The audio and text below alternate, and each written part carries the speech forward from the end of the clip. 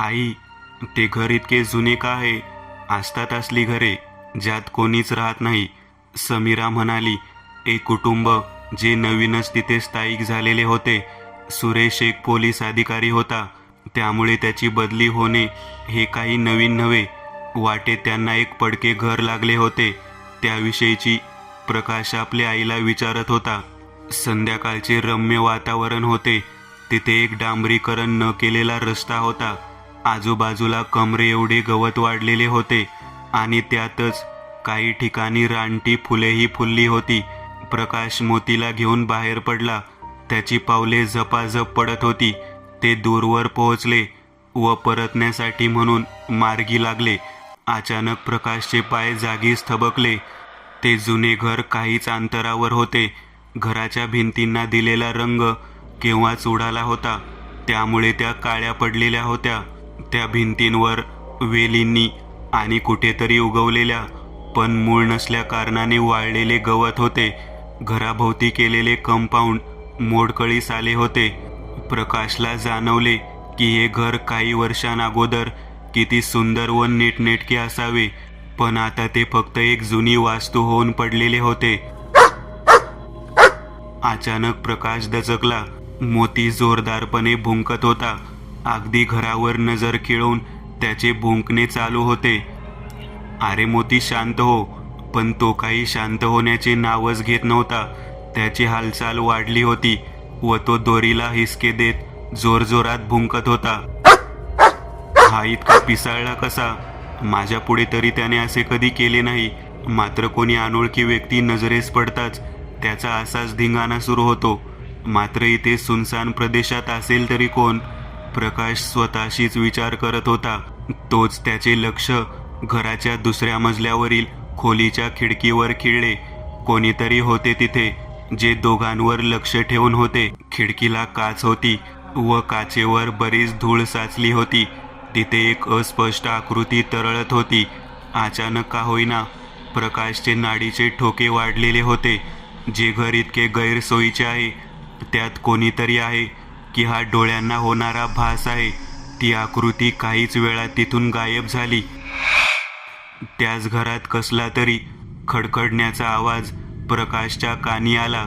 तसा तो सावध झाला. ती आकृती जशी खिडकीतून दिसेनाशी झाली, तसे मोतीचे भुंकणेही थांबले. आईने तर सांगितले होते इथे कोणीच राहत नाही म्हणून. मग हे घरात काय होते?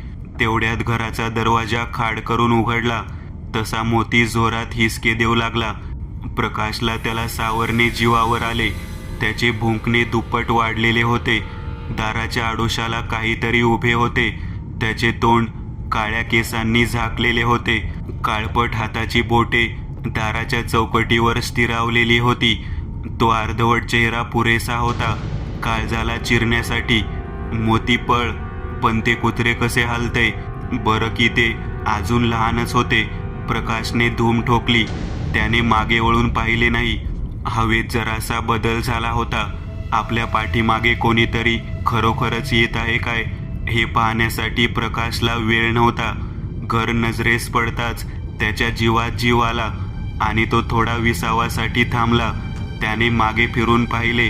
एक कार भरधाव वेगाने रस्त्यावरून येत होती. ती नेमकी त्याच्या जवळ येऊन ठेपली. प्रकाश, दमलास का रे? बाबा, काय सांगू, इथल्या वातावरणाने धोका दिला हो. आधीच हे माळरान आणि आसपास घरेही नाहीत.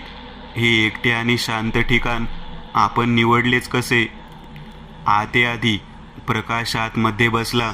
गाडी घराजवळ थांबली. तसा मोतीसोबत प्रकाशही बाहेर पडला. घरात बराच गोंधळ चालला होता.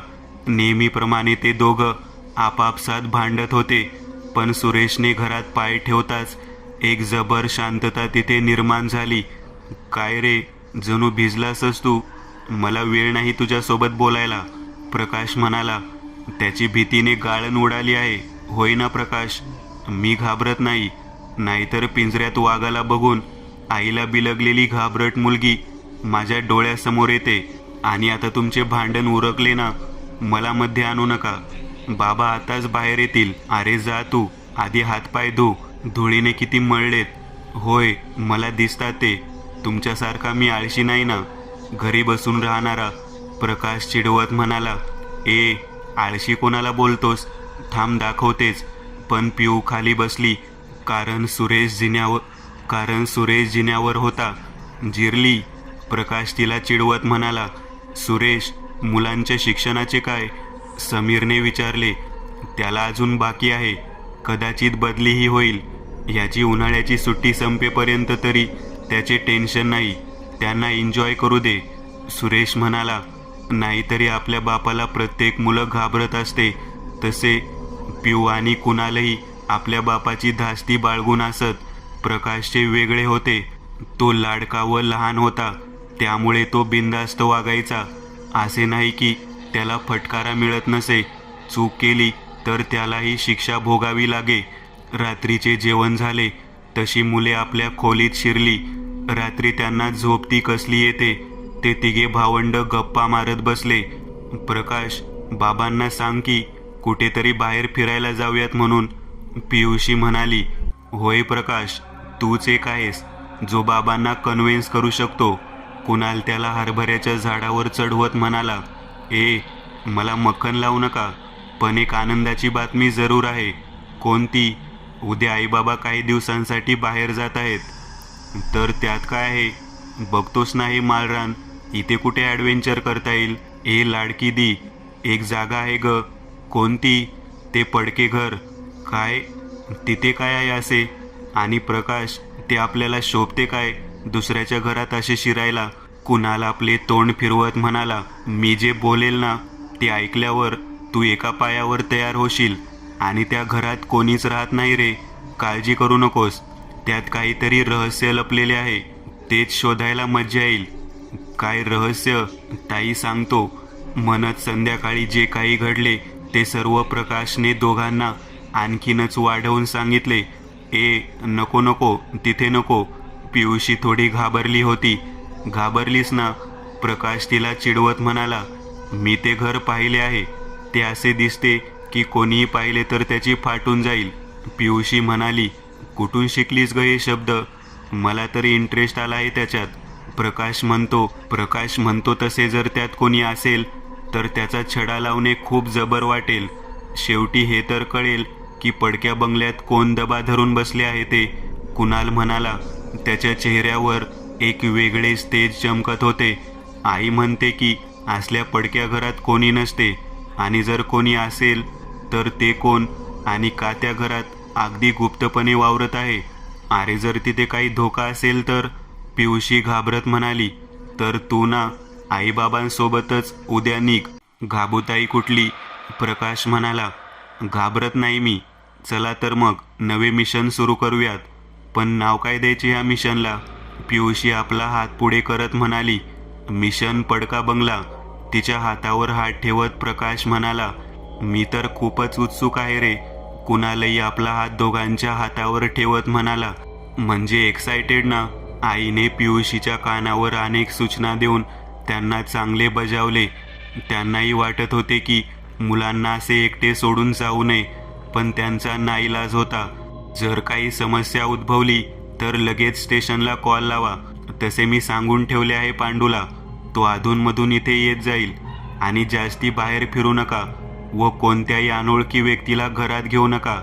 काळजी घ्या. सुरेश बोलला व त्याने लगेच कार सुरू केली. समीराने आपले हात हलवत त्यांना बाय केले. गाडी काहीच वेळात रस्ता कापत दिसेनाशी झाली. तसे ते तिघे आनंदाने ओरडले आणि त्यांनी थेट खोलीत धाव घेतली. टेबलावरती बंगल्याचा बाह्य नकाशा मांडण्यात आला. तर बंगल्याच्या 4 बाजू आहेत. समोरील बाजूवर पिऊ लक्ष ठेवील. मागच्या आणि उजव्या हाताची बाजू माझ्या कब्जात राहील आणि उरली बंगल्याची डावी बाजू ती प्रकाश तू सांभाळशील. कुणाल म्हणाला. Yes boss. दोघेही उद्गारले. तर मग चला लागा कामाला. पण एक गोष्ट लक्षात ठेवा, घरात जे कोणी आहे त्याला एवढीशी भनक लागू नये की कोणीतरी त्याच्यावर गुप्त लक्ष ठेवून आहे. कुणाल दोघांना बजावत म्हणाला. लगेच कपाटातून त्यांनी एक लाकडी बॉक्स काढला. तो उघडला. आतमध्ये बरेच साहित्य होते. वॉकी टॉकी, गॉगल्स, गुलेल, विजेरी, चाकू आणि दुर्बीण. असे बरेच काही होते. त्यांनी अंगावर जॅकेट चढवले. तर मग लागा कामाला, पण सांभाळून. त्यांनी एकमेकांच्या हातावर हात ठेवले व ओरडले, थांबा थांबा, एक काम करायचे राहिलेच. पियुषी म्हणाली, कोणते? तेच, तो पांडू हवालदार उगाचच आपल्याला त्रास देणार नाही ना? आणि तो जर का इथे आला आणि जर आपण त्याला इथे आढळलो नाही तर तो हे सर्व बाबांना नाही सांगणार हे कशावरून? मग काय करायचे? बाहेर पडायचे नाही काय? प्रकाश उदासवाना चेहरा करत म्हणाला, एक आयडिया आहे. नाही नाही नाही. होय, ठीक आहे. प्रकाश नाईलाजाने म्हणाला, हॅलो हॅलो सर, मी माधव बोलत आहे. पांडूकडे फोन दे. होय देतो सर, म्हणून तिकडून आवाज आला. Prakash, you are great, Piyushi हळुवारपणे उद्गारली. Hello sir, Pandu here. तिकडून आवाज आला, पांडू, तुला माझ्या घरी जाण्याचे काही कारण नाही. तू जाऊ नकोस उगाचच तिथे. मुले माझ्यासोबत आहेत. प्रकाश सुरेशच्या आवाजात म्हणाला, ठीक आहे सर, आपण जसे बोलता तसे. आणि पांडूने फोन ठेवला. वा प्रकाश, हे काम तर झाले. आता आपले मिशन सुरू करूयात. काम तर झाले, पण जर काही गोष्ट बाबांच्या कानावर गेली तर माझी काही धडगत नाही. प्रकाश घाबरत म्हणाला. गवत अगदी उंच वाढलेले होते, त्यामुळे त्यात लपणे अगदी सहज शक्य होते. ठरवल्याप्रमाणे तिघेही दबा धरून बसले. त्यांनी आपल्या दुर्बिणी घरावरती रोखलेल्या होत्या. काही हालचाल काय? नाही भावा, ह्या बाजूला काहीच नाही. इकडेही काहीच नाही कुणाल. बरं लक्षात ठेवा, काहीतरी हातात लागेल, नाहीतर घरातच शिरू. कुणाल म्हणाला, इतकी घाई करू नकोस. घरात नक्कीच कोणीतरी आहे. मी माझ्या डोळ्यांनी पाहिलेले आहे. प्रकाश म्हणाला. काही वेळ अगदी शांततेत गेला. यस, काहीतरी हालचाल जाणवत आहे खिडकीजवळ. पियुषी म्हणाली, लक्ष ठेव. दोघांचेही कान वॉकी टॉकीवर खिळले होते. अचानक जोराचा किंचाळण्याचा आवाज आला. काय झाले? हॅलो दी. प्रकाश, कुणाल ओरडला. मी ठीक आहे. हे ओरडणे प्रकाशचे आहे. पियुषी म्हणाली, काय झाले? लवकर चल तिथे. कुणाल काहीतरी हालचाल करत उठला. कुठे जाऊ नकोस, सरळ घरी चल. हा प्रकाश घाबरून घरी पळत सुटला आहे. पियुषी म्हणाली, का? काय झाले त्याला? कुणालने विचारले. हे तर घरीच कळेल. घराचा दरवाजा सताड उघडा होता. कुणाल व पियुषीही आतापर्यंत घरी पोहोचले होते. ते थेट आपल्या खोलीत शिरले. प्रकाश तिथे पलंगावर आपले अंग गोधडीने गुंडाळून बसला होता. त्याच्या चेहऱ्यावर घामाच्या धारा वाहत होत्या. काय झाले? घाबूबाई, घाबरलास काय? पियुषी त्याला चिडवीत म्हणाली. काय झाले प्रकाश? कुणालने विचारले. सांगतो. माझे लक्ष बंगल्याच्या खिडकीवर खिळले होते. पडदा प्रमाणापेक्षा अधिक जास्त वेगाने फडफडत होता. तेवढ्यात माझ्या मागे मला कसली तरी चाहूल लागली. एक व्यक्ती उभी होती तिथे. गळ्यात कसल्याशा माळा होत्या आणि चेहऱ्यावर हास्य होते. त्या निर्जन ठिकाणी कोणी माणूस असावे ही माझी अपेक्षाच नव्हती. म्हणून त्या व्यक्तीच्या अशा अचानक प्रगट होण्याने मी फारच घाबरलो व तिथून धूम ठोकली. प्रकाश औंढा गिळत म्हणाला. तशी पियुषी त्याला हसू लागली. प्रकाशचा चेहरा केविलवाना झाला होता. मला वाटते तीच व्यक्ती त्या पडक्या बंगल्यात वावरत असावी. तिचे काहीतरी नक्कीच त्या घरात उद्योग चालले असावेत. आणि जेव्हा कोणती व्यक्ती अशा निर्मनुष्य घरात काहीतरी करत असते तेव्हा तिचे इरादे नक्कीच चांगले नसतात. कदाचित तो एखादा सिरियल किलर असू शकतो. कुणाल म्हणाला. तसा प्रकाश अधिकच घाबरला. शक्यता नाकारता येत नाही. पियुषी म्हणाली, मग तर तिथे खरोखरच धोका आहे. होय आहे, पण ह्याचा मुकाबला करण्यासाठी म्हणून माझ्याकडे काहीतरी आहे. ए कुणाल, नको ते. बाबा खरोखरच इतके रागावतील की आयुष्यभर लक्षात राहील. तसे नाही, अगदी गरज पडली तर हे कामात येईल. आणि बाबांची पर्सनल गन आहे. ते कधीतरी निशाणेबाजीसाठी वापरतात आणि त्यातल्या बुलेट्सचा ते हिशोब ठेवत नाहीत. बाबांची बंदूक. ए नको कुणाल प्लीज. मग मिशन थांबूयात, कारण खरोखरच ह्या जीवाला धोका आहे. नाही नको, त्याचा छडा लावलाच पाहिजे. नाहीतर उद्या तेच आपल्याला कसला त्रास द्यायला लागले तर. पियुषी म्हणाली, शेवटी आपण देशाच्या शूर शिपायाची मुलं आहोत, एवढ्याला घाबरून कसे चालेल? प्रकाश आपली गोधडी बाजूला फेकत म्हणाला, मग आज रात्री मिशन पूर्णत्वास घेऊयात. कुणाल आपला हात पुढे करत म्हणाला, नक्कीच. दोघेही त्याच्या हातावर हात ठेवत म्हणाले, ए तायडी, गार आण ग, किती आळणी बनवले आहेस हे जेवण. वरतून प्रकाशचा आवाज त्यांच्या कानावर पडला, बघ, साहेबांना मीठ हवे आहे. सगळे अगदी आहे ते जागचं बसून मागत आहे. जाय घेऊन दे, नाहीतर आधी कोरडायला लागेल. कुणाल म्हणाला. पियुषीने मिठाचे पॅकेट उचलले आणि ती थेट खोलीत शिरली. हे घे, हवे तेवढे खा. आयता एका ठिकाणी बसून सर्वांवर हुकूम चालवतो. ती रागातच म्हणाली, अगं माझ्यावर कशाला रागावतेस? एकदा खाऊन बघ, त्यात मीठच नाहीये. कधीतरी बनवते आणि हेच मीठ तिखट मीठ कमी जास्त करते. इतकी मोठी झालीस, कधी शिकशील ग तू हे स्वयंपाक करायला? प्रकाश तिला टोमणे मारत म्हणाला, तू खा गप, नाहीतर तूच बनवून खा. पियुषी म्हणाली, उद्या नवऱ्यासमोर हेच बोलशील काय? प्रकाश अगदी हळू आवाजात पुटपुटला, काय बोललास? काही नाही ग, तू लवकर जेवण उरकून घे, आपल्याला निघायचे आहे. बरं. आजूबाजूचे गवत सळसळत होते. हवेचा गारवा अंगाला झोंबत होता. काळोख तर होताच, पण त्यात भर घालणारे रातकिडेही होते. तिघे शिपाई त्या पडक्या घराच्या दिशेने चालले होते. प्रकाश, भीती वाटते काय? छे, भीती कसली? फक्त सूर्य मावळलेला आहे, बाकी सर्व तर आहे तसेच आहे ना. आणि जर काही विपरीत घडले तर दी कशाला आहे? प्रकाश, प्रत्येक वेळी कोणी मदतीला नसतो. काही वेळा आपले युद्ध आपल्यालाच लढावे लागते. काही वेळ अगदी शांततेत गेला. अगदी दूरवर अंधारात त्या बंगल्याची काळी गडद आकृती दिसत होती. दी, घर आलेच समजा, आता सावध असायला हवे. आधी दुरूनच घराचे परीक्षण करू. जर खरोखरच त्यात कोणी आढळले नाही तर आतमध्ये प्रवेश करू आणि घराचा तपास करू. मग काहीतरी सापडेलच प्रूफ की घरात कोणीतरी आहे खरे. आणि जर तसे आढळले तर त्यासाठी दबा धरून बसू. आणि जर का काही संकट आले तर? कुणाला अडखळला तर दी कशासाठी आहे? ती मार्शल आर्ट चॅम्पियन आहे. ती एका दोघांना सहज लाथाबुक्यांचा प्रसाद देऊ शकते. प्रकाश म्हणाला, हे अगदी बरोबर आहे. मुलींना आत्मरक्षणासाठी असल्या कला अवगत करणे गरजेचे आहे.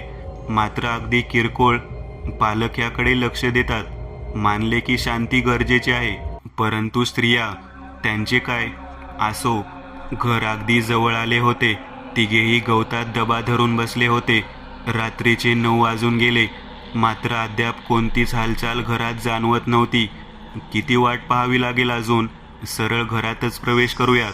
तिघेही उठले आणि घराजवळ येऊन थांबले. प्रकाशने टॉर्चचा उजेड घराच्या भिंती, खिडकी आणि दारावरून फिरवला. हे अगदी भकास आणि भयानक आहे हं. त्याच्या तोंडून शब्द बाहेर पडले. मग कोणता शुभमुहूर्त आहे काय आतमध्ये प्रवेश करण्याचा? पियुषीने विचारले. त्यावर तिघेही हसले आणि मोडकळीला आलेले कंपाऊंड पार करून त्यांनी घराच्या पोर्चमध्ये प्रवेश केला. आजूबाजूला बरीच धूळ, काट्याकुट्या आणि पालापाचोळा पडला होता. एखाद वेळी तिथे पक्ष्यांनी विसावा घेतला असावा, त्यामुळे तिथे वाळलेल्या विष्ठा पडलेल्या होत्या. अनेक छोट्या किड्यांची बाहेरील कात तिथे पडली होती. नक्कीच कोणी इथे राहतही असेल ह्यात शंकाच होती. कुणाल, आता तुझी बारी. दरवाजा लॉक होता, त्यामुळे तो उघडावा लागणार होता, पण त्यांच्याजवळ चावी नव्हती. म्हणून प्रकाशने कुणालला इशारा केला होता. एक लांब व जाड आणि मजबूत तार कुणालने बॅगेतून काढली आणि लॉकच्या होलमध्ये शिरवली.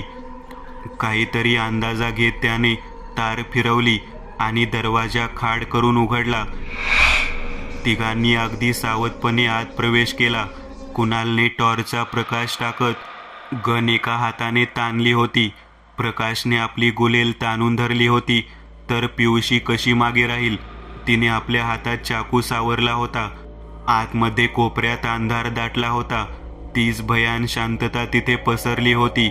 इथे कोणीच नाहीये, कुणाल म्हणाला. हॉलमध्ये तरी? प्रकाशने शंका उपस्थित केली. कुणालने पूर्ववत दरवाजा लोटला. आता सर्च करूयात काही सापडते काय ते. घरातून बरेच सुंदर रचनेत बांधले गेले होते. कोणालाही सहजपणे मोहित करेल अशीच त्याची रचना होती. मात्र तिथे आता पाली आणि कोळ्यांनी जागा केली होती. त्यांनी घराचा भाग जणू वाटूनच घेतला होता. उंदीर कसे मागे राहतील? भलेही त्यांना तिथे खायला काहीच नव्हते, मात्र तिन्ही ऋतूत त्यांना निवाऱ्यासाठी भक्कम सुरक्षित स्थान होते. ते कदाचित सापही असतील, कुणाच ठाऊक. तिघांनी आधी खालचा हॉल तपासण्याचे काम हाती घेतले. मला वाटते इथे अनेक वर्षांपासून तरी एकाही माणसाने पाय ठेवलेला नाही. असता तरी ते धुळीत पायांचे ठसे उमटले असते. पियुषी म्हणाली. मग हा प्रकाश खोटे बोलत होता आपल्याला? कुणाल म्हणाला. नाही नाही, मी तुम्हाला फसवेल कसे काय? काही तर करून एखाद्याला चुकीचे ठरवणे येते तुम्हाला. प्रकाश म्हणाला. त्यांचे दबके आवाजात बोलणे चालले होते. तोच वरच्या मजल्यावरून कसला तरी आवाज आला. कुणाल वरती? तसे तिघेही हळू जिना चढून वरती गेले. एक घुशीचा झुंड त्यांच्या समोरून गेला तसे ते दचकले. बापरे, एवढे मोठाले उंदीर मी तर आजच पाहिले, प्रकाश म्हणाला. वरची खोली बरीच मोठी होती. आजूबाजूला अनेक उपखोल्याही होत्याच. धूळ लागलेल्या आणि काळी पडलेल्या अनेक वस्तू तिथे होत्या. तिघेही आता वेगळे झाले व एका खोलीत तपास करू लागले. मागच्या बाजूला कसली तरी गडबड झाली तसा प्रकाश दचकून मागे फिरला. एक काळी सावली दाराबाहेर स्थिरावली होती. प्रकाशचे तिकडे लक्ष जाताच त्याने कोपऱ्याचा आधार घेत स्वतःला लपवले. काहीच वेळात ती सावली हलली तसा प्रकाश तिच्या मागावर गेला. पण समोरचा आवार अगदी मोकळा होता. नक्कीच कोणीतरी होते म्हणत प्रकाश सावधपणे पुढे सरसावला. खोलीत कोळ्यांच्या जाळ्या व्यतिरिक्त काहीच नव्हते म्हणून पियुषी बाहेर पडली. समोरच एक वरती जाणारा एक छोटासा जिना होता. म्हणजे वरती आणखी काहीतरी आहे. पियुषी तो चढून वरती गेली. अगदी छोट्याच आकाराची पण व्यवस्थित खोली होती. अंधार होताच तिथे, त्यामुळे जेवढे विजेरीच्या प्रकाशात दिसत होते तेवढेच. बाकी सर्व आजूबाजूला कोणी उभे राहिले तरी थांगपत्ताही लागणार नाही. आजूबाजूला मोडलेल्या खुर्च्या, टेबल आणि आडवे पडलेले लाकडी कपाट होते. पियुषीच्या मनात कुतूहल निर्माण झाले. नक्कीच कपाटामध्ये काहीतरी आहे. एखादी महत्त्वाची वस्तू कोणीतरी त्यात दडवून ठेवलेली आहे. कपाटाचे एक दार आपोआप हालत होते. पियुषी हळूच गेली व तिने ती फळी पकडून दरवाजा उघडला. आतमध्ये कोणीतरी दबा धरून आधीच बसलेले होते. त्याचे डोळे पियुषीवर खिळलेले होते. सहसा पियुषी घाबरली नसती, पण त्या व्यक्तीला पाहताच तिच्या काळजात धस झाले. ती तशीच मागे सरकली. तिला पुढचे मागचे काय करावे ते त्या क्षणापुरते काहीच समजत नव्हते. एखाद्या पुतळ्याप्रमाणे ती भिंतीला खिळली होती. हातातील विजेरी जशीच्या तशी स्थिरावली होती. तिने पाय बाहेर टाकले आणि दोन्ही हात वरती पकडून आतमध्ये जकडून ठेवलेले अंग बाहेर टाकले. केस तोंडावर आले होते, मात्र त्यातूनही तिचे विभत्स हसणे लपत नव्हते. डोळे अंधारात अगदी चमकत होते, अगदी लाल भडक, जे पियुषीवर खिळले होते, ज्यामुळे पियुषी जागची गारटली होती. एक विशाल लाल समुद्र तिच्या नजरेस पडला. अनेक नानाविध आकृत्या तिच्या नजरेसमोर नाचू लागल्या. एक स्त्री रक्ताळलेली खाली पडली होती. कोणीतरी तिच्यावर पेट्रोल ओतत होते. त्याच्या अस्पष्ट चेहऱ्यावर एक आसुरी हास्य पसरले व त्याने आपल्या हातातील माची सोडून पेटवली आणि त्या खाली पडलेल्या महिलेच्या अंगावर फेकली, जिला शुद्ध नव्हती, जी ओरडू शकत नव्हती. तिने क्षणात पेट घेतला. अचानक दृश्य बदलू लागली. तीच स्त्री कुठे ओरडत होती तर कुठे रडत होती. एक पुरुष आपल्या वासनेत मद्दांध झाला होता. त्या स्त्रीने एक धारदार सुरा घेतला व आपल्या पोटात खुपसला. तिला जिवंत राहायचे नव्हते. तिने आपल्याला संपवले आणि त्याने तिला जाळून टाकले. उरला होता तो फक्त सांगाडा. त्याने तो घराच्या मागच्या बाजूस पुरून टाकला. अजून चित्रे हलू लागली. एक आवासलेला अजगर तिला गिळू पाहत होता. त्याने तिला जखडले होते आणि तिचे अंग वेदनेने ठणकत होते. पुढच्या क्षणी सर्व काही संपणार होते, पण अचानक एक फट असा आवाज झाला आणि ती दचकली. भिंती कापडासारख्या हलू लागल्या होत्या. तिला तिच्यावर नियंत्रण ठेवता येत नव्हते आणि पियुषी आपले डोके पकडत तशीच मटकन खाली बसली. ती प्रकाश ओरडला. कुणालने अजून एकदा गोळी झाडली. तशी ती गोळी त्या आकृतीमधून आरपार झाली. प्रकाशने आपल्या हातातील गुलेल ताणली आणि खडा तिच्यावर भिरकावला, पण तो तिच्या तोंडासमोरच खिळला व तिच्या पायाशी पडला. प्रकाश आणि कुणाल घाबरले होते. तिने आपले लाल डोळे दोघांवर खिळवून ठेवले होते, पण त्यांची मजाल नव्हती. तिच्या नजरेस नजर मिळवण्या इतपत तिच्या चेहऱ्यावर एक क्रूर हास्य पसरले होते. ती दोघांच्या दिशेने आपले दात विचकत पुढे सरसावली. तोच तिला एक जोरदार धक्का बसला. तशी ती बाजूला जाऊन पडली व वेदनेने विवळू लागली. पियुषी उठली होती व तिनेच तिला धक्का दिला होता. मात्र तिच्या हातात असलेल्या दोऱ्याच्या स्पर्शाने त्या दुष्ट शक्तीला चांगली साद्दल घडवली होती. प्रकाश, पळा इथून, पियुषी ओरडली. घरातील वस्तू आपोआप इकडे तिकडे आपटू लागल्या होत्या. घरात घोंगावणाऱ्या वाऱ्यामुळे खूप धूळ उडाली होती. तिघेही कसे तरी दाराजवळ आले. जिन्यावरून धडधडण्याचा आवाज त्यांच्या कानी पडला. कोणीतरी धडाधड जिना उतरून खाली येण्याचा आवाज होता. तोच वरच्या खोलीतून वस्तू जिन्यावरून घरंगळत खाली हॉलमध्ये येऊन आपटत होत्या. कुणाल, लवकर कर, पियुषी ओरडली. दी, मला भीती वाटते, प्रकाश पियुषीला म्हणाला. क्षणात सर्व काही शांत झाल्यासारखे वाटले, पण ती फक्त सुरुवात होती. तेच काळे पाय जिन्यावर उभे होते. तिने वेगात धाव घेतली. तोच दरवाजा उघडला गेला. कुणाल लगेच बाहेर पडला. पियुषीनेही चपळाई केली व लगेच ती प्रकाश सोबत बाहेर पडली. तिने धाड करून दरवाजा बंद केला. त्याबरोबर दरवाजा हादरून गेला. कोणीतरी दरवाजावर जोरात आपटल्यासारखे वाटले. तिघेही तसेच हळूहळू मागे सरकले. तोच दरवाजा उघडला. तशी तिघांनी धूम ठोकली. दी, कोणीतरी मागून येत आहे ग. प्रकाश खूपच घाबरला होता. त्याचा चेहराही घामाने डबडबलेला होता. मागे नको पाहूस, जोरात पळ, पियुषी ओरडली. आतापर्यंत त्यांनी घर गाठले होते. लगेच दरवाजा उघडून त्यांनी आतमध्ये प्रवेश केला व दरवाजा घट्ट बंद केला. बाहेर भयंकर आवाज घुमत होते. दरवाजा थरारत होता. आहे तेवढ्या खिडक्या बंद करून घेऊयात पियू, कुणाल म्हणाला. तसे लगेच सर्व कामाला लागले. ते तिघेही घाबरले तर होतेच. त्यांनी खोलीत ठाण मांडला. बाहेर मोती एकसारखा भुंकत सुटला होता. मोती बाहेर अडकला आहे, प्रकाश काळजीच्या सुरात म्हणाला. असू देत, तो घरातच सुरक्षित आहे, कुणाल म्हणाला. ते काय होते, पियुषीने विचारले. भूत होते दी, प्रकाश उद्गारला. घराचे दारे व खिडक्या थरथरत होत्या. त्यातच तिघांनी स्वतःला खोलीत कोंडून घेतले होते. काहीतरी मार्ग काढावा लागेल. कोणता? मी काय म्हणतो, आपण स्टेशनला कॉल लावूयात, पण त्यांना नंतर सगळे कळेल रे, कुणाल म्हणाला. कळते तर कळू देत, चूक झाली म्हणूयात, पण प्रश्न जीवाचा आहे, पियुषी म्हणाली. तिने मोबाईल हाती घेतले, पण त्याला रेंज नव्हती. हे काय, अशी कशी रेंज गेली? पियू, लँडलाईन आहे ना, कुणाल म्हणाला. यस, हेही लागत नाहीये, आपण पुरते फसलो आहोत यार, लँडलाईन दूर फेकत म्हणाली. बाहेर चाललेला धिंगाणा शांत झाला होता. मोतीचे भुंकणे एकदम शांत झाले होते. काहीतरी हॉलमध्ये आपटण्याचा आवाज आला. तसे तिघेही बाहेर आले. दरवाजा सताड उघडा होता व वाऱ्याने हालत होता. हॉलच्या मधोमध मोती निपचित पडलेला होता.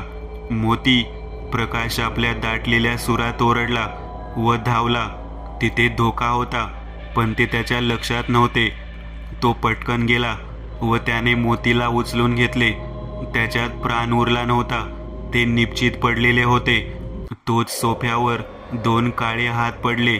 एक बाईचे डोके तिथे अर्धवट वर आले.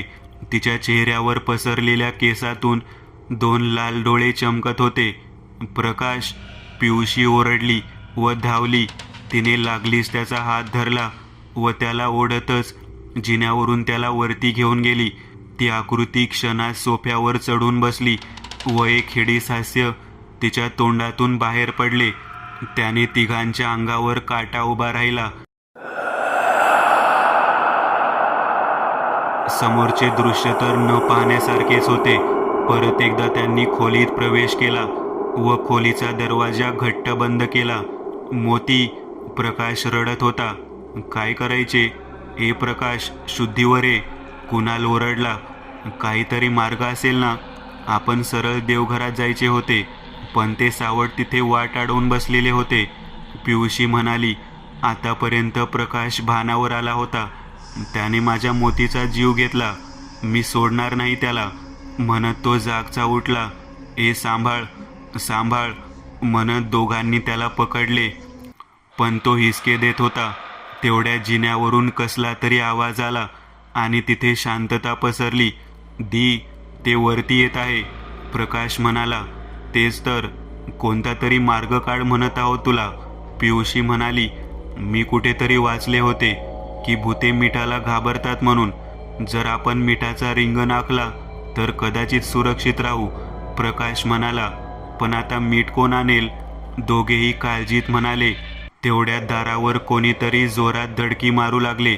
तसा दरवाजा हादरू लागला. तसेच राहिले तर दरवाजा तुटून पडण्याची भीती होती. बाहेर अगदी नको ते आवाज येत होते.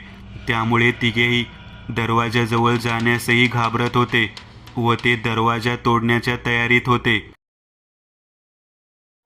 मित्रांनो, आज पुरतं एवढंच.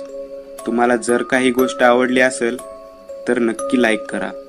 तुमच्यापैकी बरेचसे जण व्हिडिओ लाईक न करताच पळून जातात, पण हा जर व्हिडिओ तुम्ही लाईक केला तर मला जरा बरं वाटेल आणि असेच भारी भारी व्हिडिओ बनवायची माझ्यात एनर्जी येईल. त्यामुळे नक्की लाईक करा. आणि अजूनही कोणी या चॅनलला सबस्क्राईब केलेलं नसाल तर लगेच सबस्क्राईब करून टाका. आणि बाजूची घंटी ती मात्र दाबायला विसरू नका. देवाची घंटी आहे ती. चला तर मग पुन्हा भेटूया अशीच एक आगळी वेगळी गोष्ट घेऊन पुढच्या